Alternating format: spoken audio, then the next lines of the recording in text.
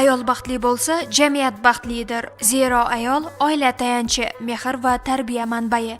Urganch tumani hokimligi tashabbusi bilan axborot kutubxona markazi hamda Oqil ayollar jamoasi hamkorligida ayollarni e'zozlash oyligi doirasida Ayol baxtli bo'lsa, jamiyat baxtlidir nomli ma'naviy ma'rifiy tadbir tashkil etildi. Tadbir davomida Oqil ayollar jamoasi tomonidan tinchlik, vatanparvarlik va shukronalik mavzularida she'rlar, matallar hamda kuy-qo'shiqlar ijro etildi. O'quvchi qizlar tomonidan namoyish etilgan raqslar yig'ilganlarga ko'tarinki kayfiyat ulashdi. Shuningdek, axborot kutubxona markazi xodimlari tomonidan tayyorlangan Millat qizlari o'qisin nomli sahna ko'rinishi tomoshabinlarga havola etildi.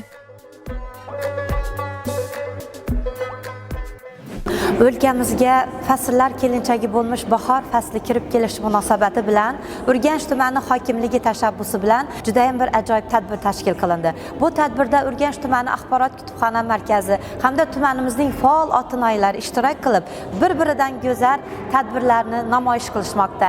Tadbirimizni o'tkazishdan maqsad esa tumanimizning faol, olima, ziyoli ayollarining kayfiyatini ko'tarib, vatanga bo'lgan sadoqatlarini, mehr-muhabbatlarini o'z she'rlarida, sahna ko'rinishlarida namoyon qilib, yoshlarimizni, ishtirok qilayotgan yoshlarimizni ilm-ma'rifatga chorlashdi.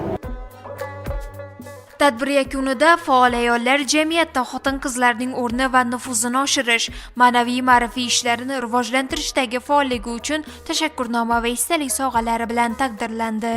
Bu kabi tadbirlar ayollarga ehtirom ko'rsatish, ularning jamiyatdagi o'rni va mavqeini yanada mustahkamlashga xizmat qilmoqda.